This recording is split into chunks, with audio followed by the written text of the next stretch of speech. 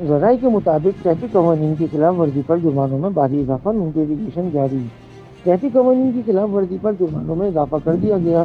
وزارت داخلہ کی جانب سے جاری نوٹیفکیشن کے مطابق ٹریفک قوانین کی خلاف ورزی پر کم سے کم جرمانہ 500 روپے ہوگا۔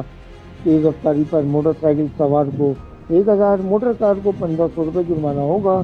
پی ایس پی وہیکل کو 2000، ایس ٹی وی وہیکل کو 2500 روپے جرمانہ عائد کیا جائے گا۔ کالی چیزوں کے استعمال پر 1500 روپے جرمانہ عائد کیا جائے گا۔ غیر ذمہ دارانہ ڈرائیونگ کرنے پر 2000 روپے جرمانہ عائد ہوگا۔ کم عمر ڈرائیور کو 2500 روپے جرمانہ عائد کیا جائے گا۔ غیر قانونی پارکنگ پر 1000 روپے جرمانہ عائد کیا جائے گا۔ ون ویلنگ پر 5000 روپے جرمانہ عائد ہوگا۔